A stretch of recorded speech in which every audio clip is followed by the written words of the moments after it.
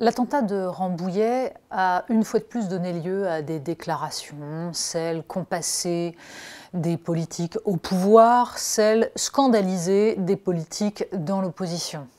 Avec évidemment un gouvernement expliquant qu'il a déjà tout fait, qu'on ne peut pas faire plus mais qu'il va quand même faire plus et qu'on fera des lois alors qu'on en a déjà fait, et des politiques donc d'opposition expliquant que si eux avaient été là, évidemment ça ne se serait pas passé et qu'en revanche, bien sûr, quand ils étaient au pouvoir, ils avaient déjà tout fait mais que quand même ça n'a pas suffi.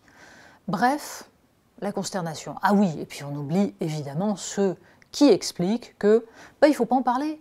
On en parle trop, que non, il n'y a rigoureusement aucune raison de poser les débats sur la table, que ce soit celui de la sécurité ou celui de l'immigration. En 1997, quand Marianne a été fondée, ce journal l'a été par Jean-François Kahn parce qu'il estimait qu'il manquait un journal capable de poser tous les sujets sur la table, capable de parler notamment sécurité et immigration, sans être renvoyé en permanence au Front National, ou en tout cas en refusant cette assignation, en reprenant ces thématiques, parce qu'il ne fallait surtout pas les abandonner à l'extrême droite. On est 23 ans plus tard, et on en est au même point. À ceci près que, justement, les questions de sécurité sont des questions que l'on voit ressurgir à intervalles réguliers sans qu'on ait jamais l'impression qu'une réponse est apportée au problème. On ne compte plus les campagnes qui se sont focalisées sur cette question. La campagne de 2002 a laissé un souvenir amer.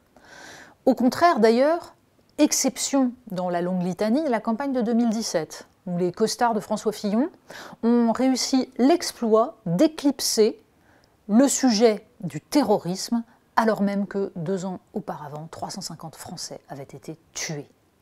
Totalement dingue. Sauf que ce n'est pas parce qu'on fait passer dans le droit les dispositions de l'état d'urgence terroriste ou parce qu'on fait une loi à chaque nouvel attentat que l'on a répondu au problème.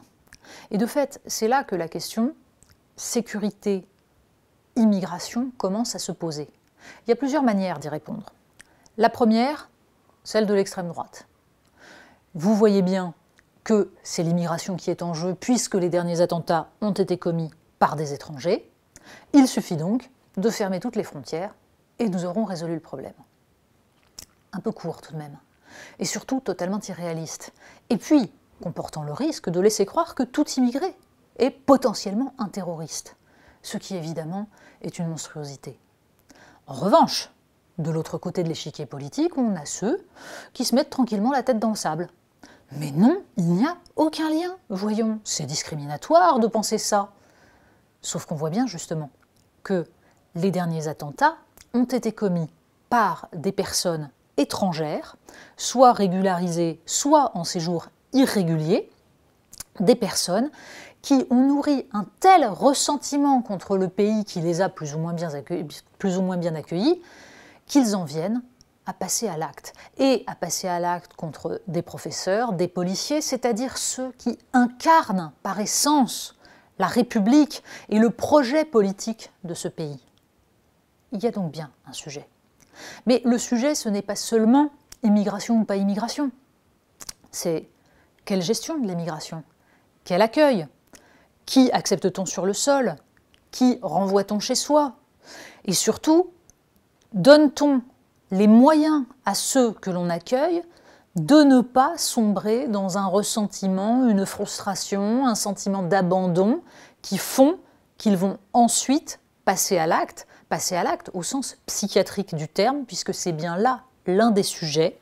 Nous sommes face à un terrorisme pour lequel la radicalisation n'est qu'un prétexte qui vient se coller sur une décompensation psychique, un délire.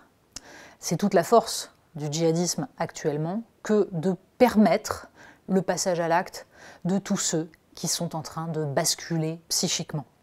C'est à toutes ces questions qu'il faut répondre. C'est donc bien en affrontant cette question de notre politique migratoire, de notre accompagnement des migrants, de notre choix sur ceux que l'on régularise, ceux que l'on ne régularise pas. C'est en affrontant tout cela qu'on répondra. C'est du long terme. On ne va pas augmenter indéfiniment le nombre de policiers, ça ne suffira pas. Il y a donc bien un travail de fond à faire face à ce grand bouleversement du monde que constitue l'immigration dans une période où l'islamisme devient la réponse, le prétexte à toutes les frustrations.